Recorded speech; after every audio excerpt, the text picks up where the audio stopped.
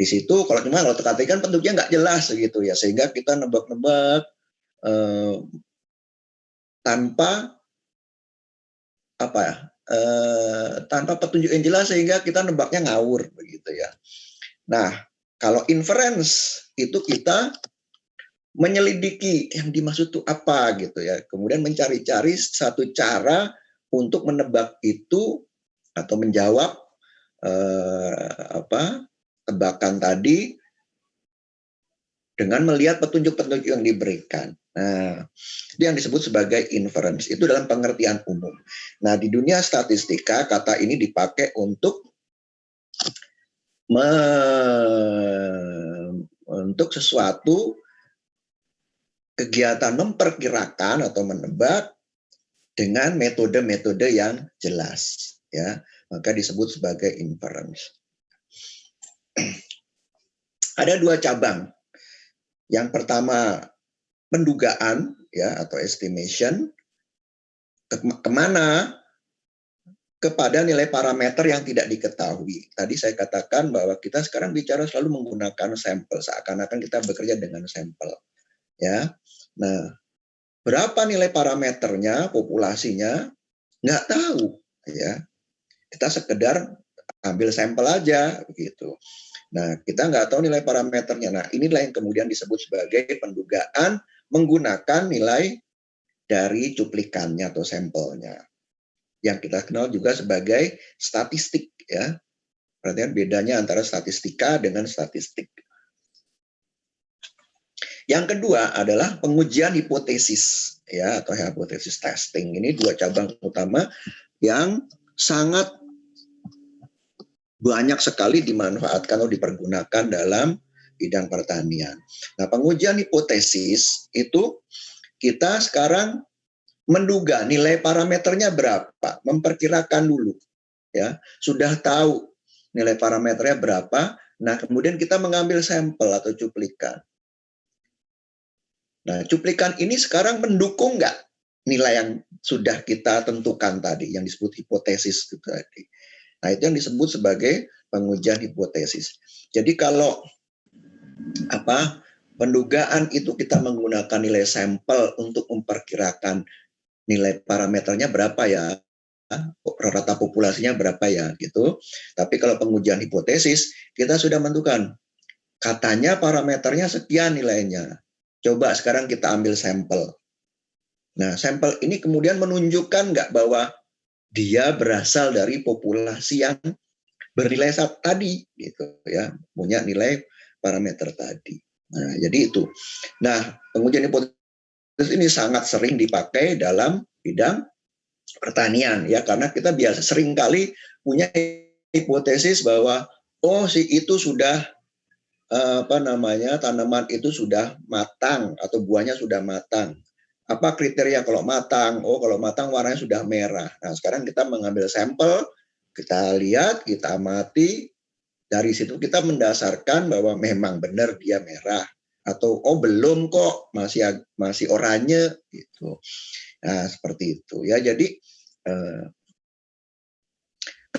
kenapa demikian? Kenapa harus demikian? Kenapa nggak usah bilang aja pakai sampelnya saja begitu? Karena apa? Ingat bahwa sampel itu punya distribusi, ya.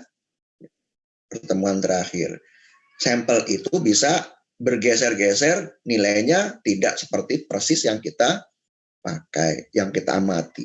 Nah, jadi bisa saja orang lain mendapatkan hasil yang berbeda. Nah, sehingga punya distribusi. Nah, dari distribusi inilah, distribusi rata atau distribusi proporsi cuplikan, itu kita kemudian memperkirakan dengan distribusi itu cukupkah nilai itu mewakili populasi yang sudah kita hipotesiskan nilainya. Nah, kira-kira seperti itu. Ya. Gimana ini, Mas Danar? Sudah nongol belum nih? Halo, Mas Danar.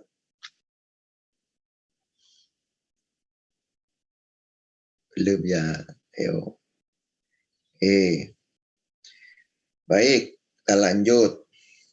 Jadi pendugaan itu kita menggunakan penduga. Nah, nilai atau estimator ya. istilahnya kalau bahasa Inggrisnya estimator, itu diperoleh dari cuplikan. Bisa berupa rata, bisa berupa simpangan baku rata cuplikan, atau kita juga menyebutnya sebagai sesatan baku atau standard error, SE, ya, katanya SE. Atau kalau terpaksa, kita menggunakan juga simpangan baku cuplikan temannya si rata ini.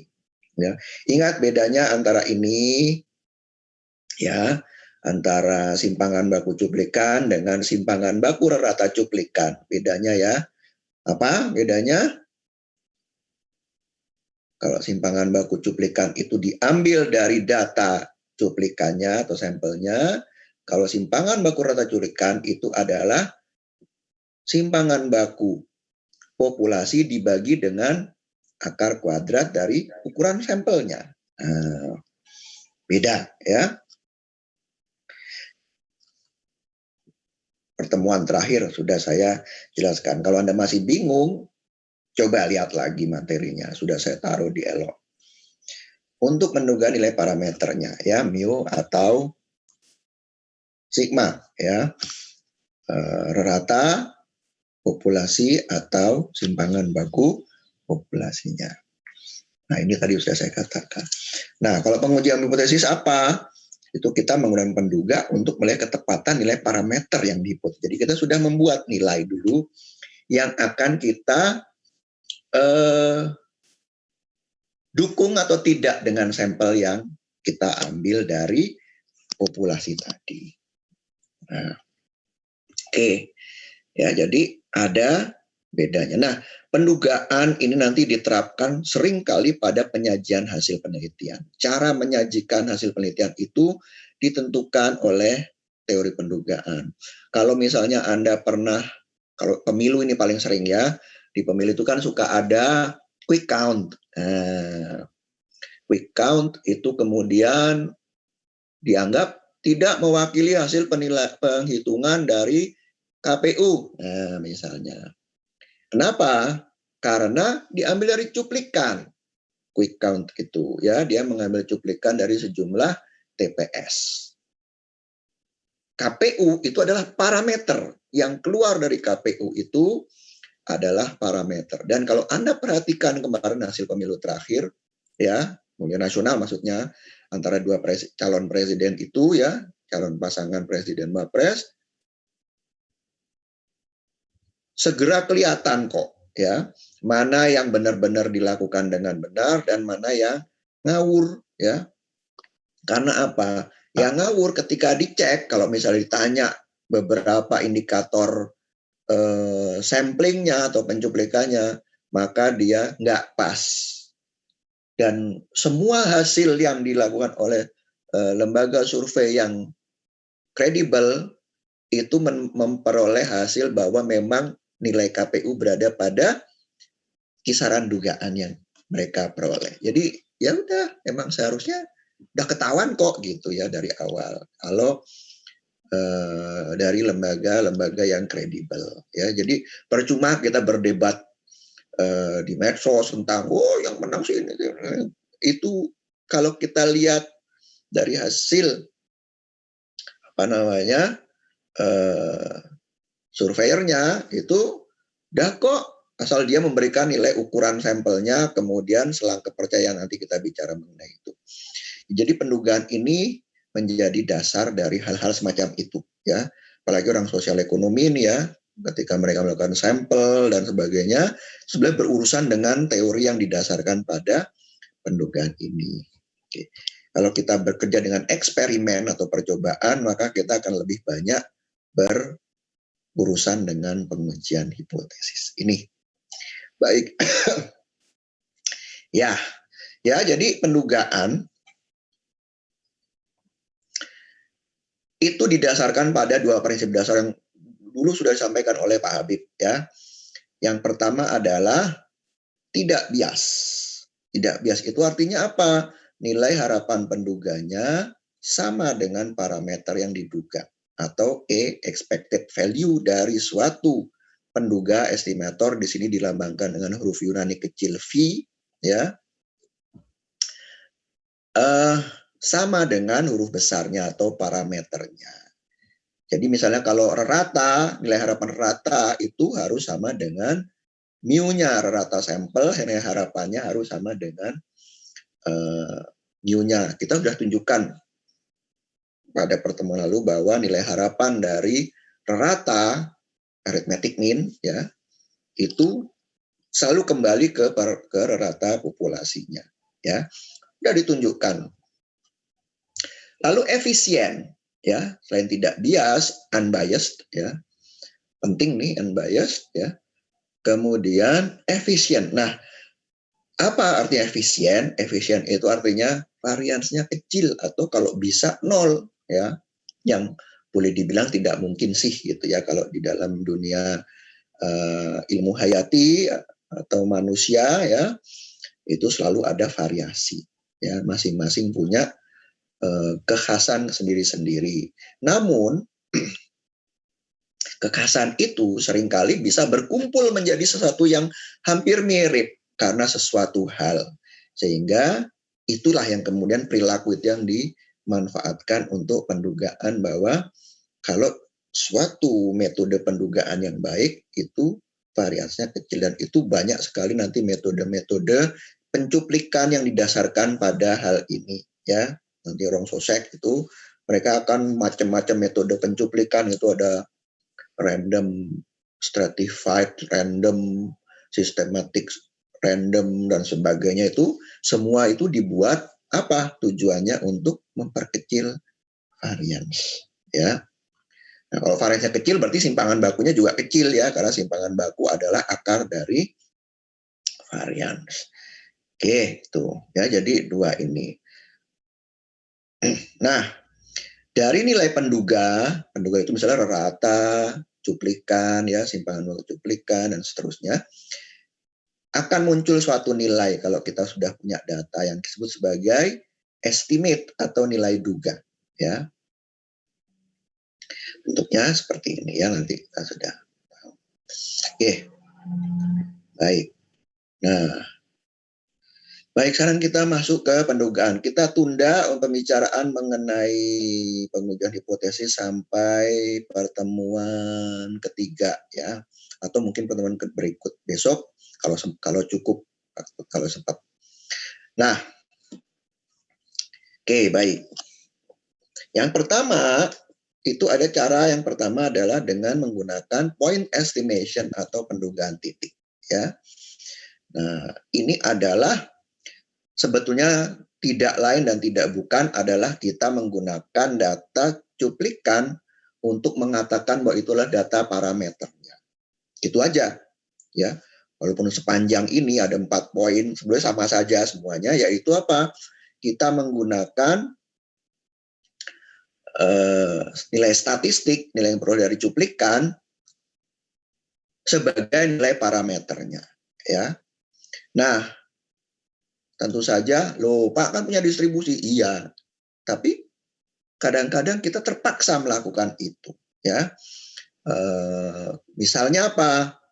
Misalnya kita punya begitu banyak rata yang harus diberikan ya. Banyak sekali, sehingga kalau kita memberikan dengan informasi yang lain itu menjadi sangat nggak enak dilihat dalam tampilannya ya, sehingga ya udahlah diberikan saja nilai cuplikannya ya.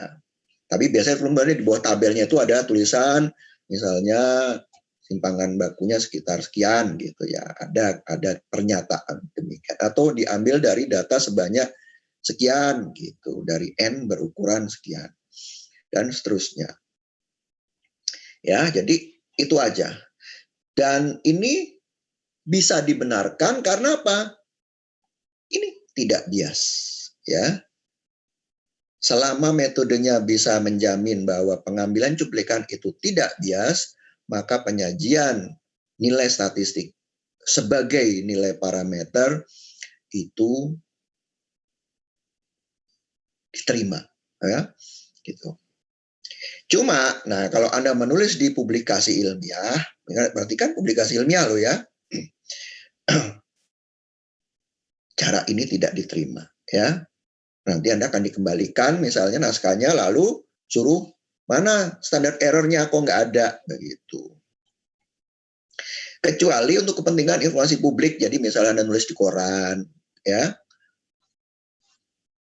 di apa, yang orang umum awam itu malah tambah pusing kalau Anda kasih informasi lainnya gitu. Ya udahlah itu aja gitu.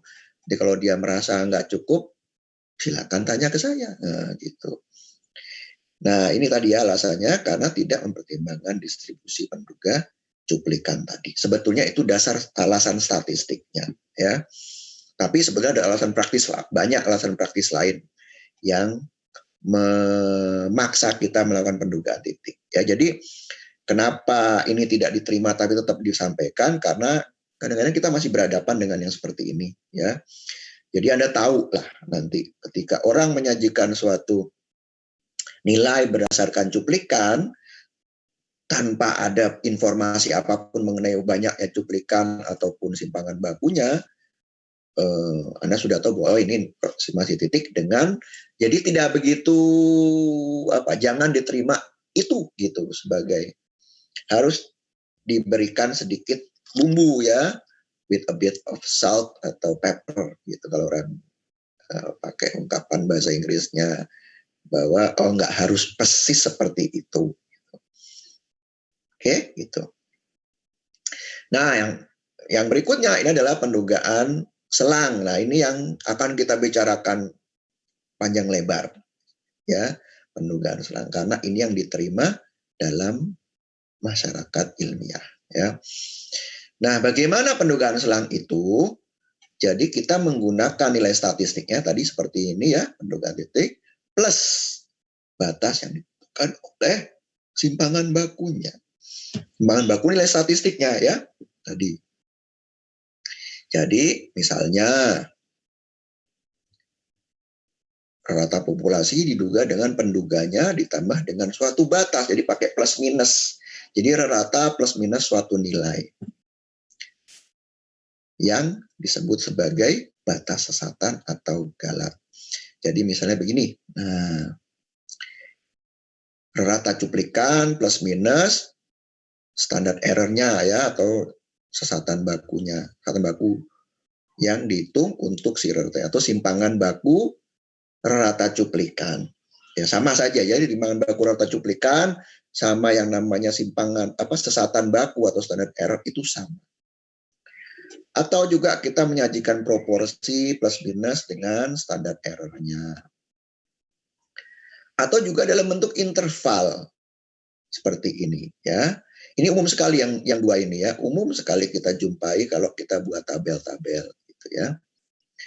Lalu di sini dalam bentuk selang atau interval, ya. Kita menyebutnya batasnya bawah ini sebagai lower margin atau batas bawah, dan upper margin atau batas atas. Cara ini agak kurang lazim dalam pustaka-pustaka pertanian, ya, walaupun sebetulnya ini dianjurkan. Cuma emang nggak enak sih, ya, terlalu matematis gitu. Lebar lagi dibandingkan dengan ini yang lebih praktis, ini lebih memakan ruang, ya. Selain itu juga serem gitu, ya, ada tanda kurang sama dengan dari segala macam. Jadi ini agak kurang umum walaupun orang statistik menganjurkan demikian. Nah, ini sudah lama menjadi kebiasaan yang diterima dalam masyarakat ilmiah. Ya, jadi ada beberapa cara untuk menyajikan pendugaan selang atau interval. Baik, sekarang kita lihat kenapa ada yang begini dan kenapa ada yang begini. Nah, mari kita lihat. Nah, yang cara pertama dengan plus minus itu sebetulnya didasarkan pada yang namanya ini, ketidaksamaan Chebyshev.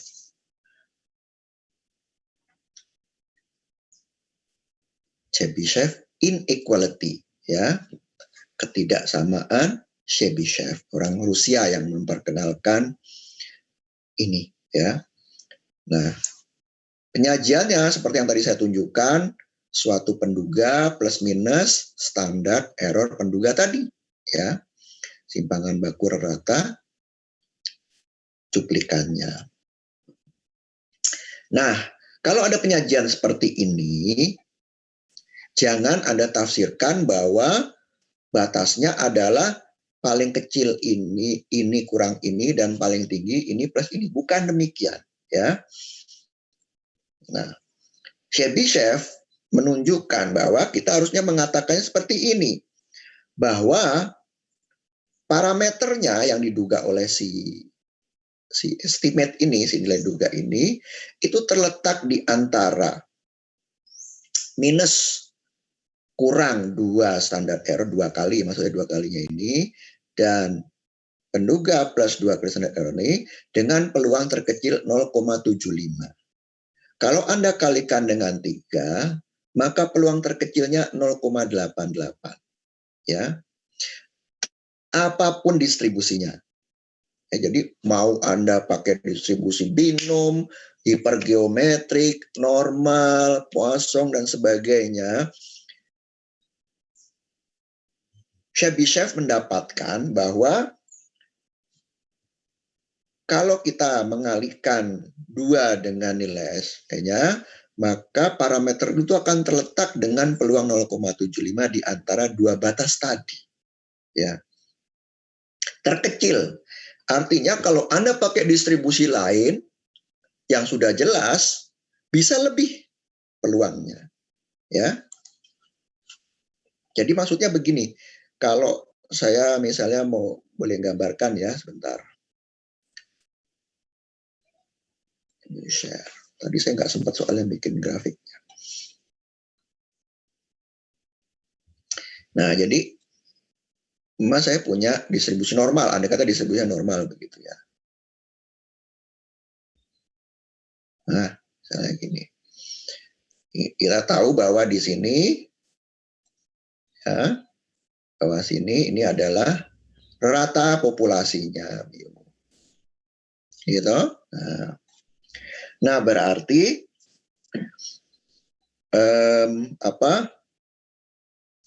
ini adalah distribusi dari statistiknya ya. Nah, maka batasnya itu di sini dan di sini ya. Nah, di sini bagian ini, luas di bagian ininya ini adalah minimal 0,75 ya.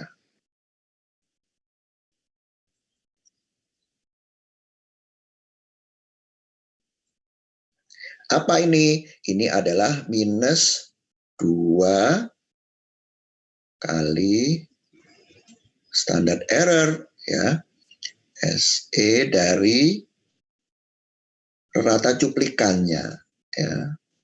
Yang di sini plus 2 kali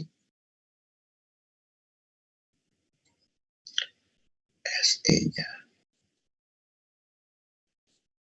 Nah, mu ini perhatikan ini adalah distribusi cuplikan, rata cuplikan ya. Sehingga mu ini akan terletak di antara sini sampai sini. Dengan peluang minimal 0,75. Jadi bisa aja lebih lebar lagi. Perhatikan dalam pendugaan kita akan selalu menggunakan 2 batas seperti ini ya.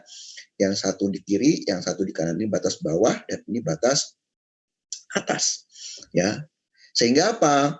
Peluangnya harus Anda kalau Anda menggunakan tabel ataupun seringkali Anda diminta untuk membagi 2 nanti. Ya, karena apa? Untuk menjatah yang sebelah sini dan untuk menjatah yang sebelah sini ya. Peluang sisanya yang tidak terwakili. Ya, nanti kita lihat akan selalu begini nanti. Baik, kita kembali lagi.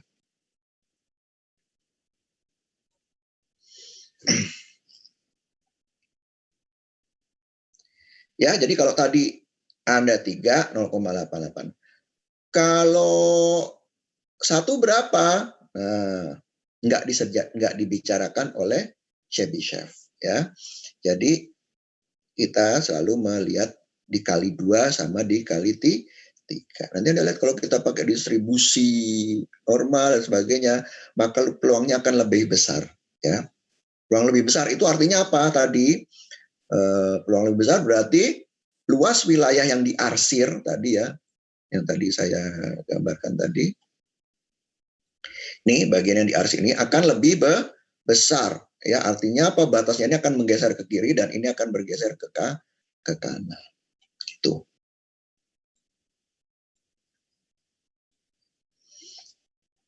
Ya. Ya, jadi kalau Anda sekarang melihat nanti di tabel, di jurnal itu ada plus minus suatu nilai, itu seringkali itu adalah standard error-nya. Saya pernah bertemu juga batasnya yang menggunakan nanti batas interval konfidensi, nanti kita lihat berikutnya juga ada ya. Itu nanti tapi biasa dijelaskan di tabelnya. Baik. Nah, jadi begini contohnya ya. Umpama hasil pengamatan tinggi 100 tanaman jagung untuk mewakilkan seluas 1 hektar. Nah, saya mau nanya sekarang, kalau jarak tanamnya atau kalau luas dalam 1 meter persegi terdapat 6 tanaman jagung, berarti kalau 1 hektar ada berapa tanaman jagung?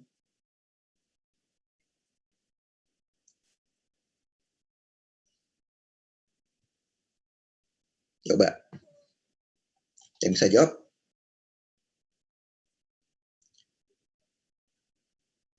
Kalau dalam 1 meter persegi ada 6 tanaman jagung, maka dalam 1 hektar ada berapa?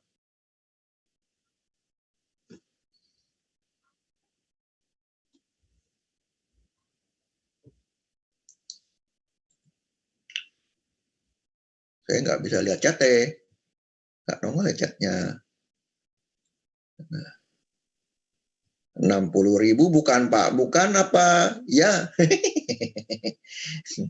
Ayo yang yakin.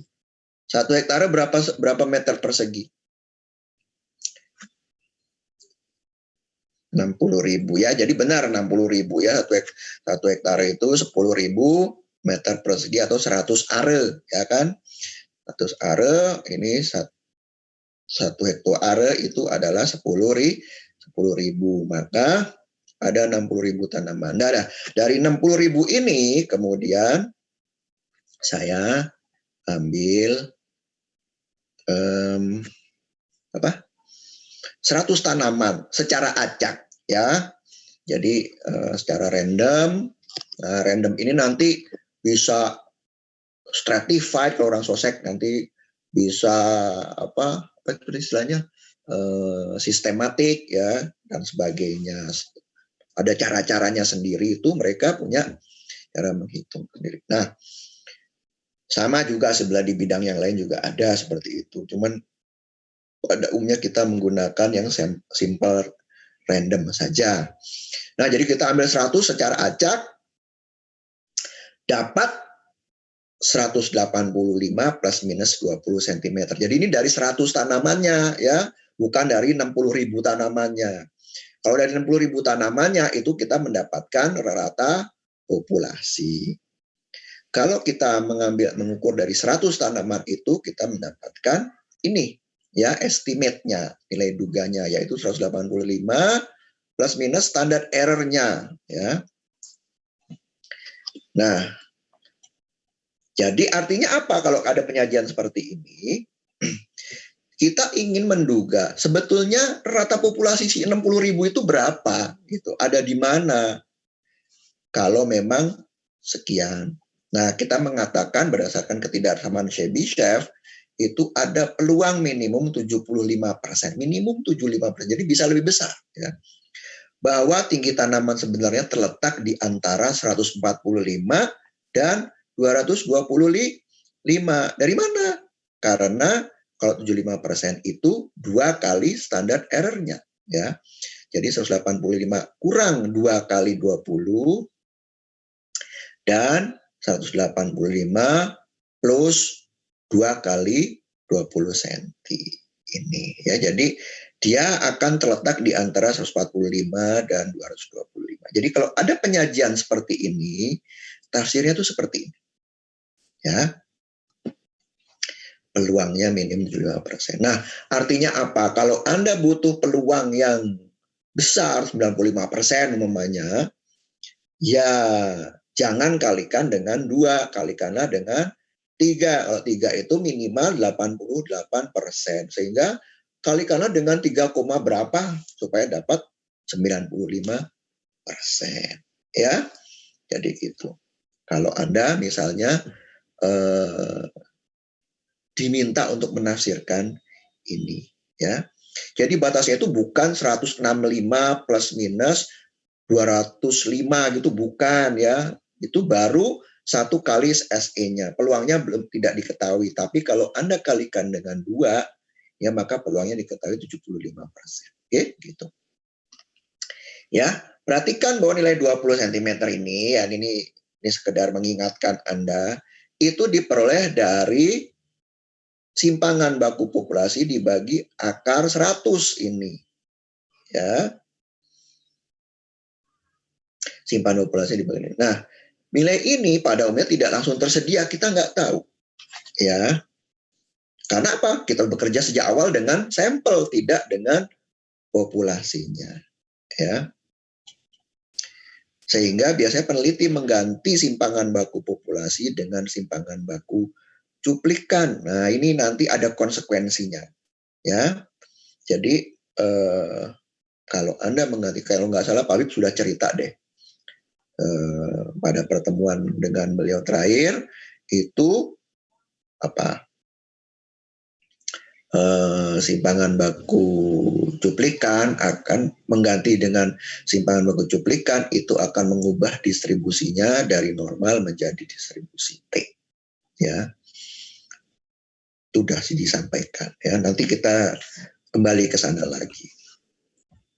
Oh iya, kalau ada yang mau bertanya boleh langsung ngacung ya, atau kan ada apa itu namanya fungsi apa itu raise hand.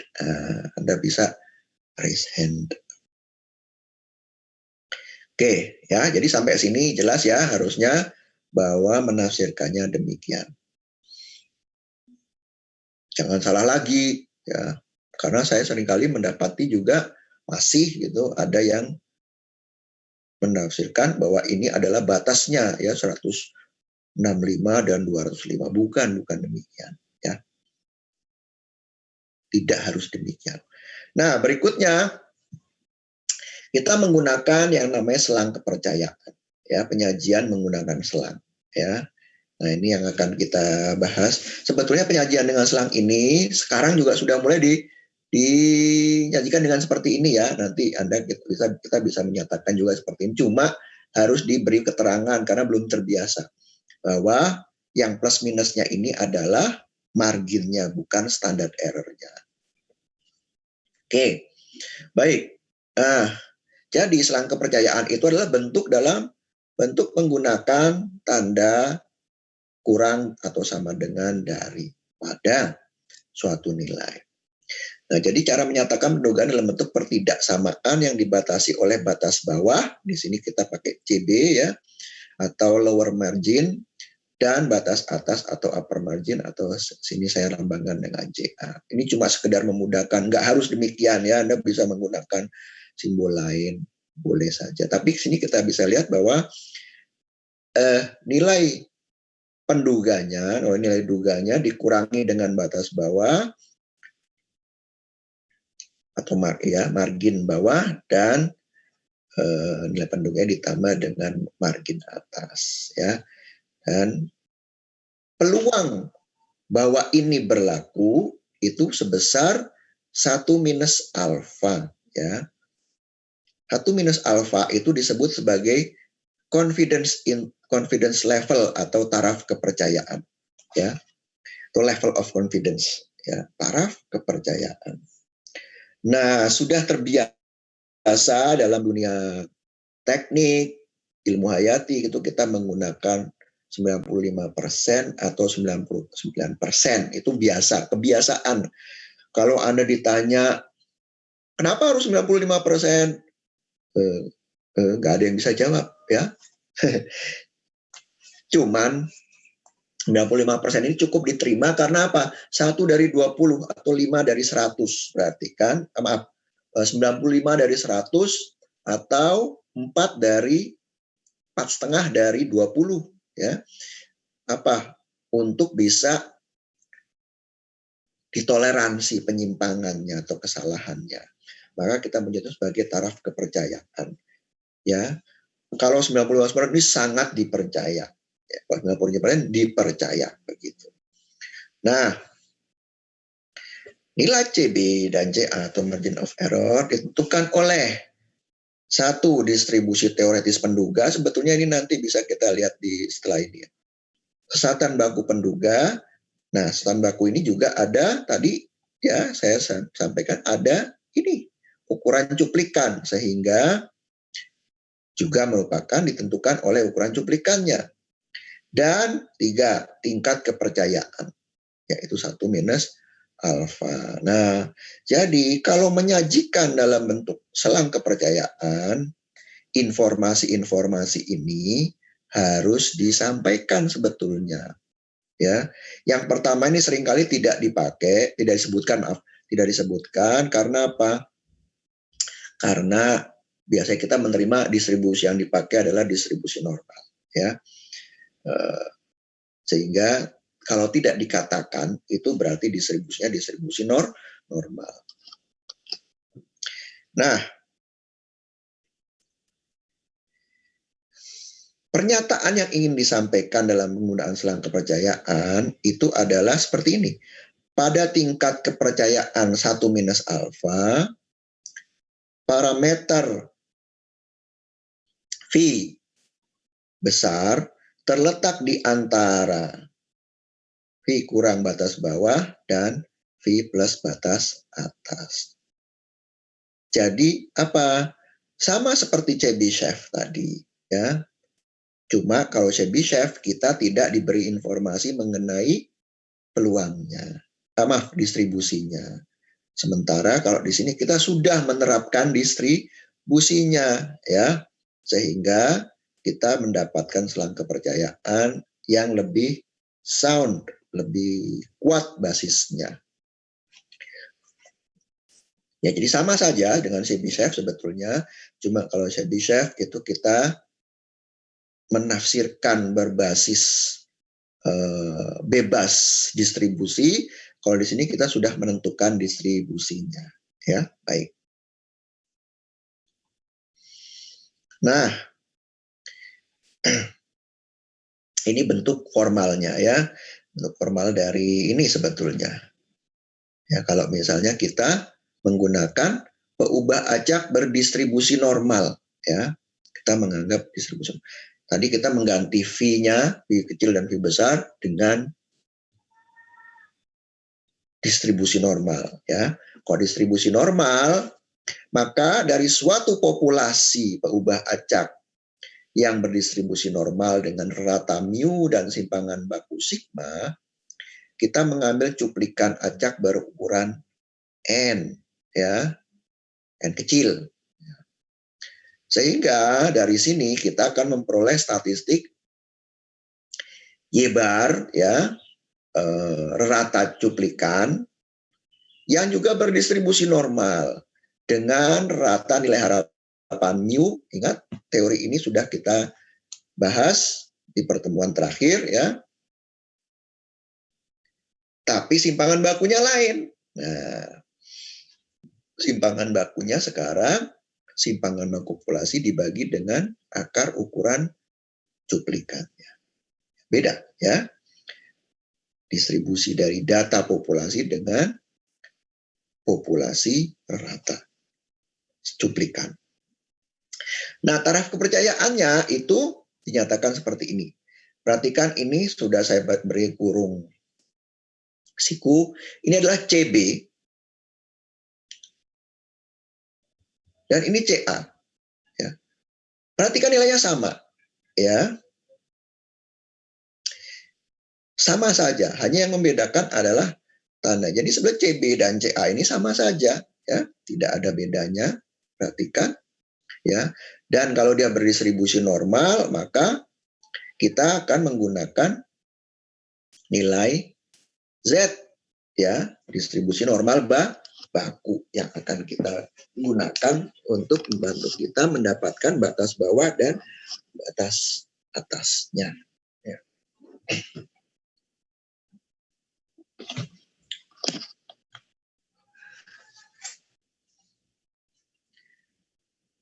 Atau kita juga bisa menyatakan demikian, kalau kita menyatakan dalam taraf kepercayaan, kita menuliskan peluang dari selang ini adalah 1 min alfa.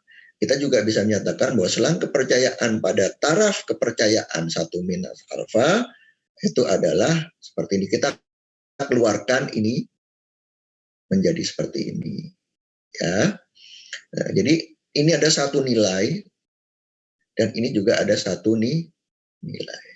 Nah, inilah yang kemudian juga bisa dinyatakan sebagai plus minus tadi ya. Jadi kita menyatakan Y bar plus minus batas atas batas bawah tadi. Kita juga bisa menyatakan seperti tadi ya. Kelihatannya ruwet, padahal ini cuma perkalian dibagi dengan akar N ya. Nah, kenapa harus adi alfa per 2? Itu tadi karena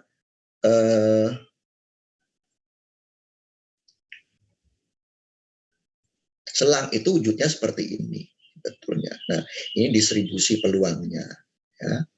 Distribusi peluangnya kalau ini normal maka kita seperti ini. Oke.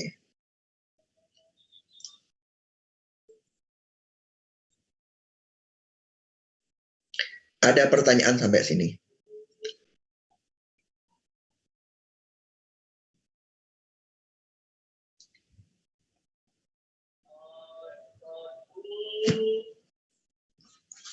Silakan kalau ada yang mau bertanya atau saya kecepatan barangkali.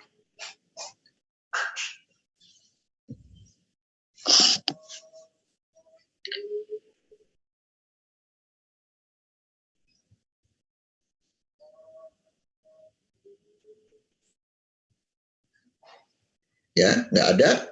Benar nih, jelas ya. Berarti ya, nah sekarang kita coba untuk beneran nih nggak ada yang tanya. Belum, Pak. Belum.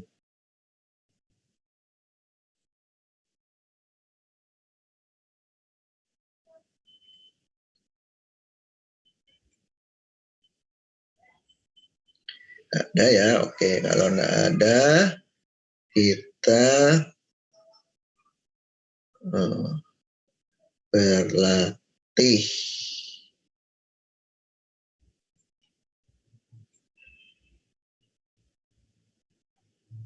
Nah, ini. Ya, ini. Dari cuplikan 25 butir telur, ya,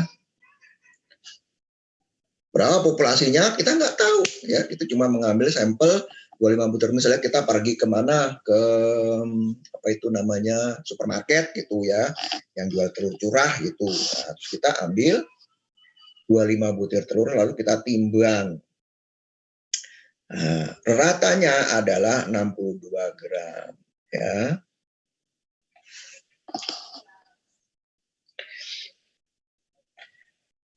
Buatlah selang kepercayaan bagi rata populasi dengan tingkat kepercayaan 92%. Nah, ini saya menyimpang sedikit dari tadi kesepakatan supaya Anda sendiri juga jika berat telur tersebut diketahui berdistribusi normal dengan varians populasi ya, maksudnya 16 gram. Lakukan interpretasi.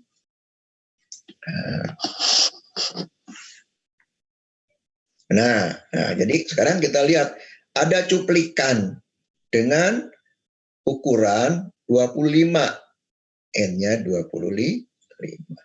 Lalu rata beratnya adalah 62 gram.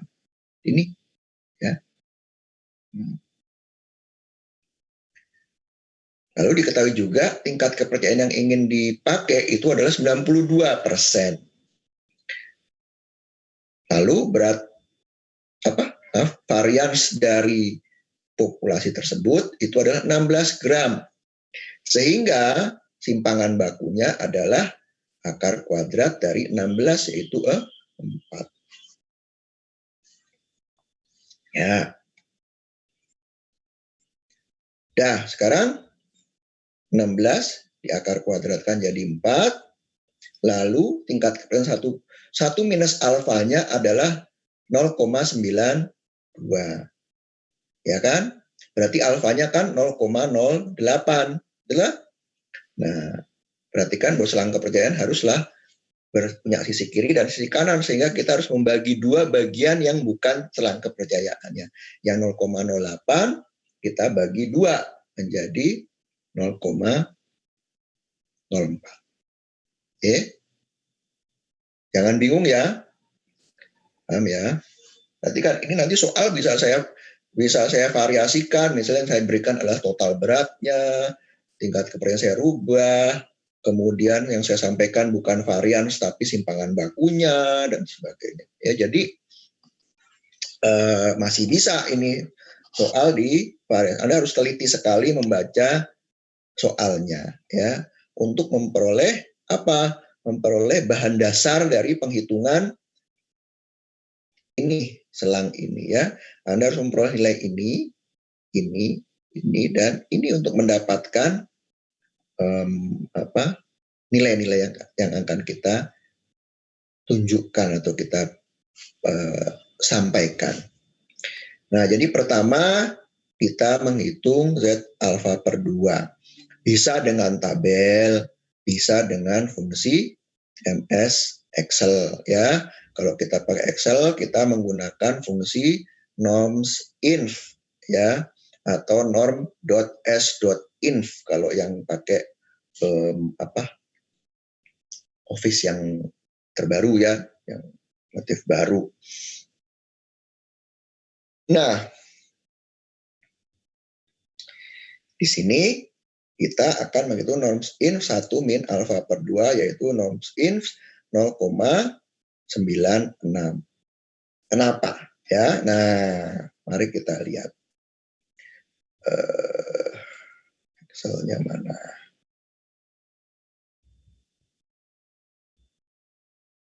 Excelnya hilang. Bentar.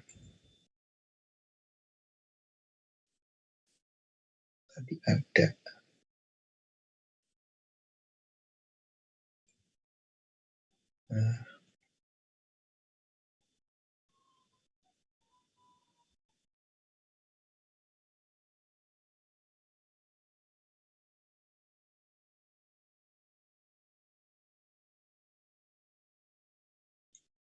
Nah, ini. Nih, perhatikan ini ya, norm.s.inf 1 minus 0,04. 1 minus 0,04 jadi 0,96, dapatnya sekian. Ada yang tahu kenapa?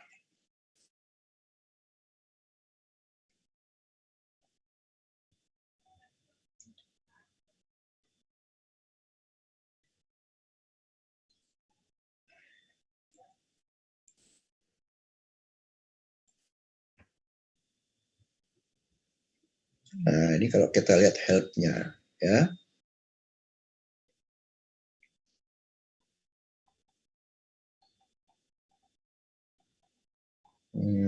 Dulu ada informasi. Returns the inverse of the standard normal cumulative distribution. Jadi dia memberikan inverse dari standar normal kumulatif distribusi kumulatif normal baku ya. Dia kumulatif, perhatikan ya. Jadi kalau kumulatif itu dia menjumlah dari kiri sampai ke kanan. Maksudnya bagaimana? Nih saya tunjukin ya. Di Excel fungsi ini itu bicara kalau Anda masukin probabilitas. Jadi dia minta probabilitas di sini nih ya, probability. Itu sama Excel dia menghitung apa? Coba saya gambar dulu lagi ya.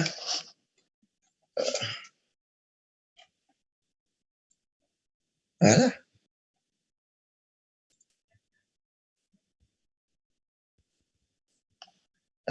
Bentar. Aduh, sebentar.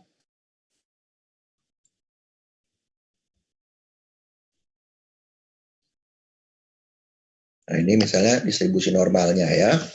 Nah, Excel itu menghitung kumulatif dari kiri sampai ke kanan. Jadi kalau Anda misalnya minta berapa 0,5 gitu kan, berarti di sini batasnya gitu. Ini 0,5. Nah, dia akan menentukan nilai di sini berapa. Tadi standar normal, di sini 0 baku. Sehingga apa? Di sini nilainya akan 0. Berarti kalau kurang dari 0,5 nilainya akan minus, dan kalau nilainya lebih dari 0,5 nilainya akan plus ya. Jadi yang dihitung oleh si Excel dengan fungsi tadi itu adalah daerah batas ini untuk probabilitas yang berada di sebelah kiri dari garis ini. Nah, Anda tadi kan pengen lihat apa tadi?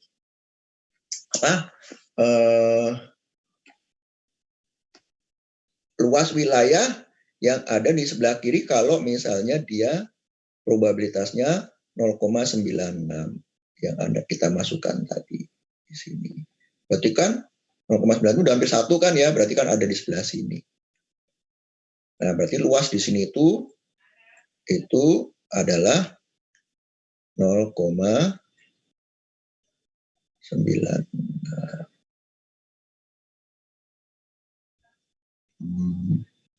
Nah, di sini 0,04.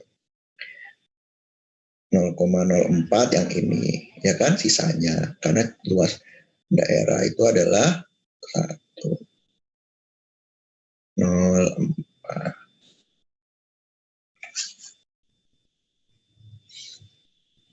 Ya. Nah, kalau Anda sudah dapat batas ini, perhatikan perilaku dari distribusi normal baku. Tadi berapa tadi keluarnya berapa? Nilainya tadi 1,75 ya kalau tidak salah ya. Iya. Iya, Pak. 1,750 berapa gitu. Nah, perhatikan bahwa perilaku dari distribusi normal baku itu selalu simetris karena tengahnya 0. Jadi kalau di sini 0,04 1,75, di sini juga minus 1,75. Jadi ini nggak usah ngitung lagi gitu ya. Minus 1,75, di sini 0,96, 0,04. Kalau ini dipotong berarti di sini jadi 0,92 ya tuh. Yang tadi ditanya toh. Di sini Anda ambil sekarang ini jadi bukan 96 tapi jadi 0,92.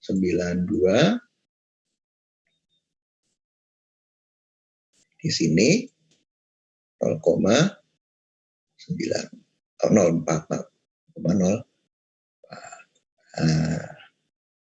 Yang ditanyakan 0,92 tadi 92% selangnya. Nah, dapatlah jadi batasnya ini minus 1,75 sama 1,75. Nah, itu yang kita pakai nilainya dalam perhitungan Z alfa per 2 tadi. Ya. Jangan bingung ya. Artinya ini akal-akalan kok sebetulnya. Jadi bagaimana Anda menguasai suatu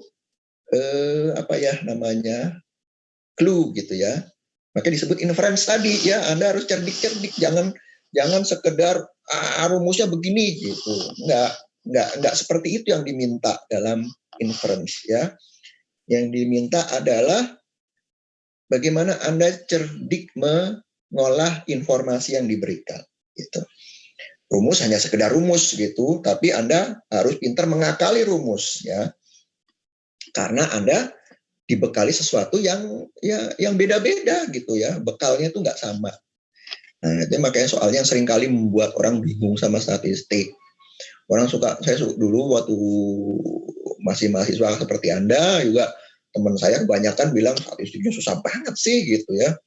Dan saya juga pernah lihat di medsos gitu, orang banyak kan takut dengan yang namanya statistik. Kenapa? Ya ini sebabnya ya. Karena apa? Karena basisnya nggak dijelaskan dengan baik. Sebenarnya bukan dengan baik, tapi raw materialnya itu nggak fix seperti fisika, enggak gitu ya.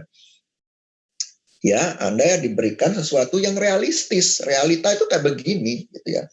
Anda akan berhadapan dengan realita itu bahwa bahan dasar itu nggak selalu seperti yang diajarkan di buku teks.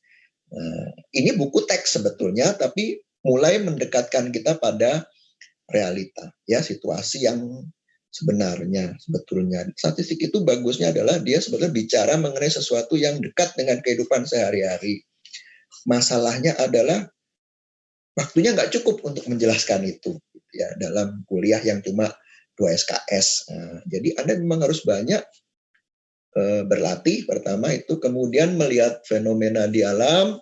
Anda berpikir lalu mulai membiasakan diri berpikir secara statistik untuk berarti kalau kayak gini nih masalahnya apa ya, masalah binom, masalah hipergeometrik, normal bisa nggak didekati dengan normal dan seterusnya, ya. Nah, yang kita berikan di kelas itu sekedar beberapa hal yang umum terjadi. Seringkali terjadi yang tidak umum juga. Nah disitulah kesmartan kita perlu ditunjukkan, gitu ya. Jangan malu-malu menunjukkan. Ini tadi hitungannya ya, kesmartan kita ya kalau udah kayak. Nah jadi tadi ini norms inf 0,96, nilainya berapa, 1,75, lalu kita pakai di sini.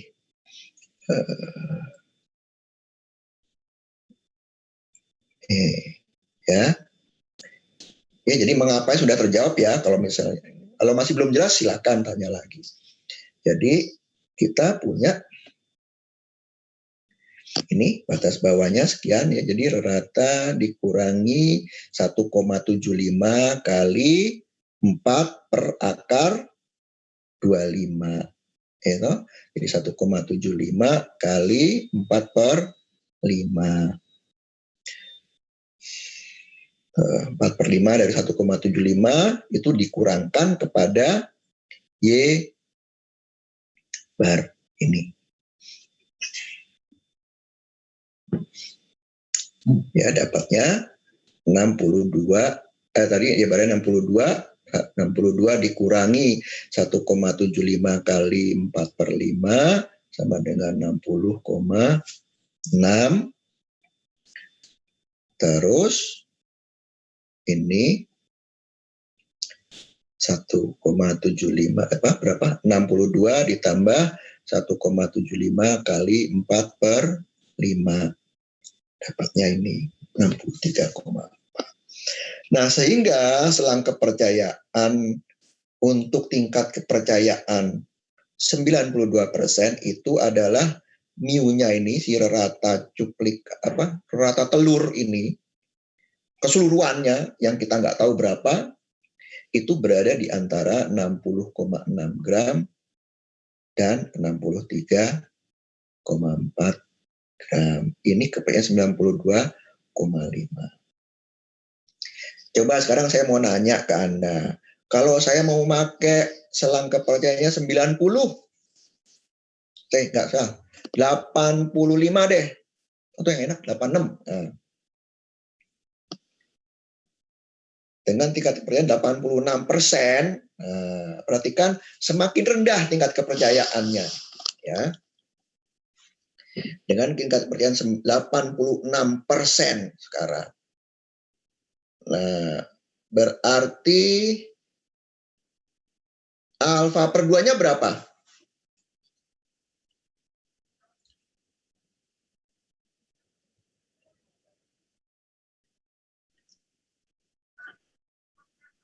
Berapa? 0,93, Pak.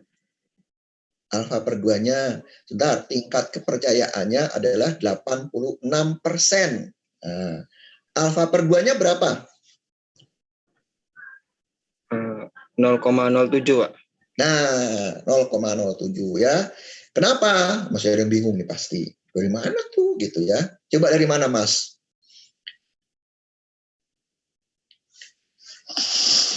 Dari mana, Mas, dapatnya?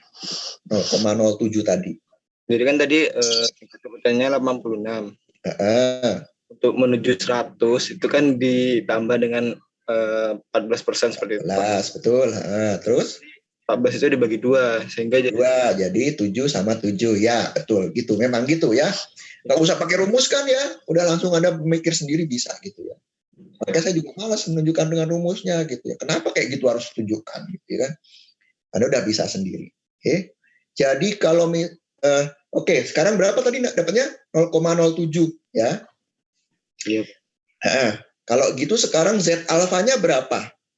Z alfa per 2, maaf.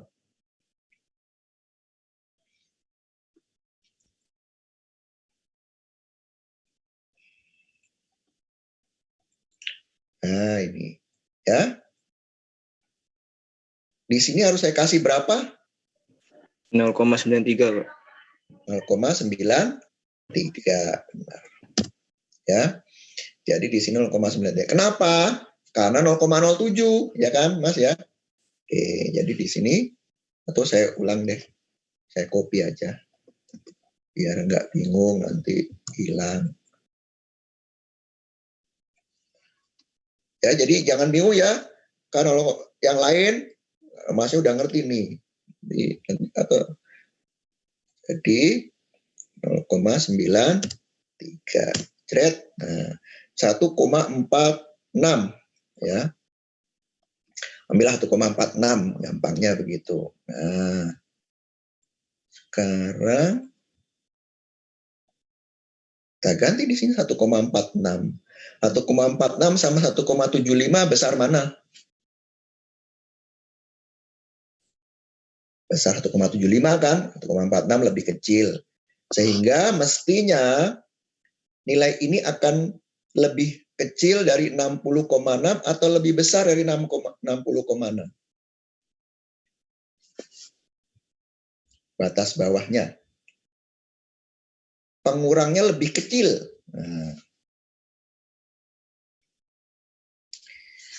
Sehingga batas bawahnya akan melebihi atau mengurangi, lebih kurang, Pak. Yang benar. Kan pengurangnya lebih kecil, sehingga 62 dikurangi yang lebih kecil dari, berarti lebih mendekati 62, ya, lebih besar batas bawahnya. Ya, lebih sempit. Selangnya akan menyempit. Ya, perhatikan. Jadi kalau Anda memperkecil tingkat kepercayaan, maka batas bawahnya akan semakin besar dan batas atasnya akan makin kecil, mendekati min sampelnya, Y-barnya. Ya, jangan bingung loh ya. Ini perilakunya. Anda pahami perilakunya. Jadi kalau Anda salah ngitung, Anda langsung bisa tahu kayaknya salah ada yang ngitungnya gitu. Jadi Anda harus paham, merasakan dulu perilaku dari efek dari apa yang Anda rubah-rubah ini, ya. Gimana kalau simpangan bakunya atau variannya diperkecil? Nah, perhatikan di sini dia di atas, ya. Berarti kalau dia diperkecil berhubungan langsung. Jadi semakin kecil Z alfa dan semakin kecil simpangan baku populasinya, maka selangnya akan semakin sempit. Semakin sempit artinya apa? Batas bawahnya semakin besar, batas atasnya semakin kecil. Semakin mendekati rata rata cuplikannya, ya. Nah, kebalikannya dengan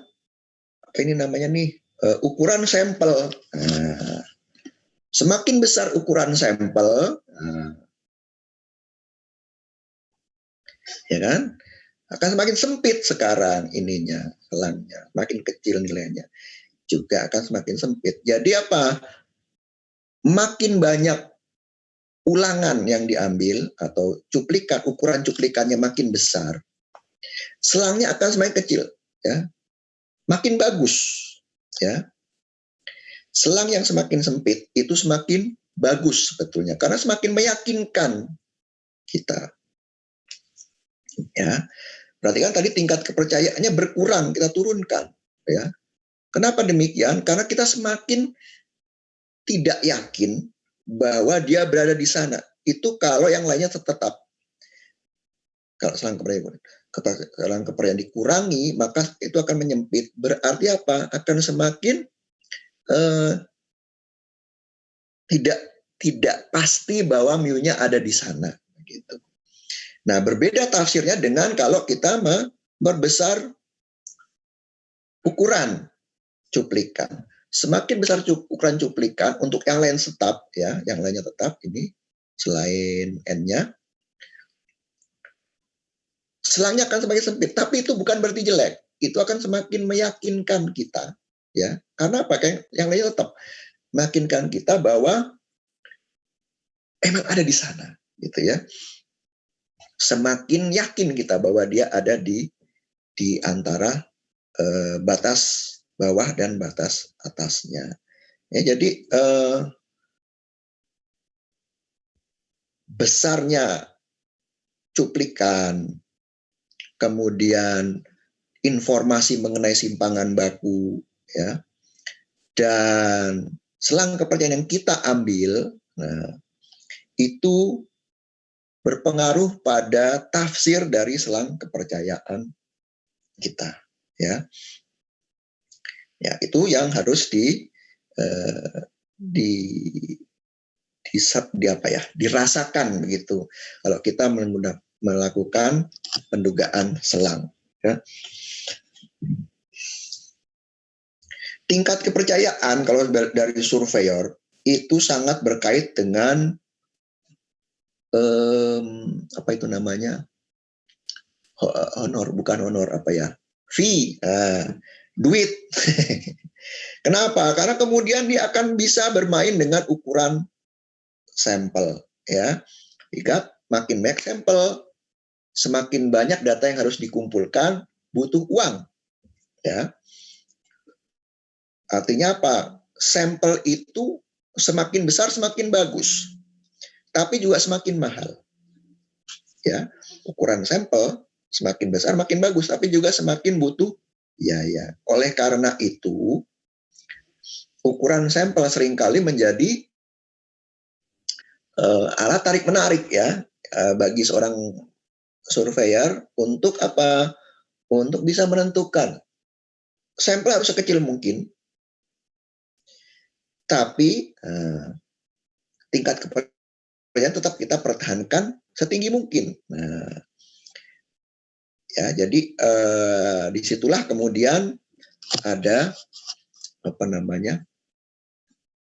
Ada trade win istilahnya ya. Jadi ada trade offs antara si pengguna jasa survei dengan pelaku survei. Nah, pelaku survei itu akan bermain atau menyimpan yang di sini ini ya, simpangan baku populasi. Karena populasi ini informasi yang tidak diketahui, tapi survei itu punya data mengenai ini biasanya. Nah, yang tidak disebarkan ya. Jadi ketika dia menyajikan hasil surveinya, dia akan memberikan berbagai macam versi untuk simpangan baku yang dimilikinya. Nah, ada apa namanya, output yang publik, ada output yang internal. Nah, yang internal inilah yang kemudian menentukan sebetulnya lebih banyak informasi yang tidak harus disampaikan kepada publik. Ya, jadi bermain dengan angka-angka ini saja itu sudah bisa berarti ratusan juta rupiah. Ya, jangan kira gitu. Cuma dari begini itu kita bisa bermain dengan banyak dana, ya. Oke, sampai sini masih ada yang belum jelas. Karena saya akan mengakhiri ini. Kalau masih belum jelas, minggu depan kita akan lanjutkan semua contoh perhitungan ini untuk berbagai macam kasus. Termasuk juga bagaimana menentukan ukuran sampel, ya. Karena itu banyak dihasilkan dari teori pendugaan ini. Sampai sini jelas, karena nanti ini kan berulang-ulang terus. Kalau Anda tidak menguasai jalan berpikirnya, maka Anda juga tidak akan bisa mengikuti atau akan kesulitan mengikuti pace yang akan saya pakai minggu depan. Silakan.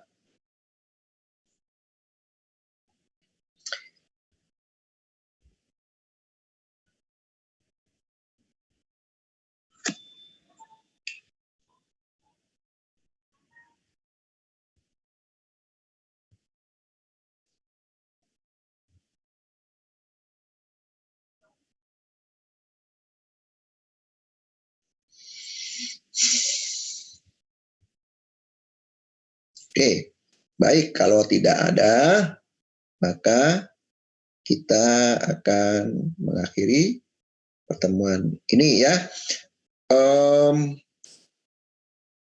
Anda sudah tahu elok yang kita pakai kan? Yang agrostatistik ya? Sudah, Pak. Betul ya?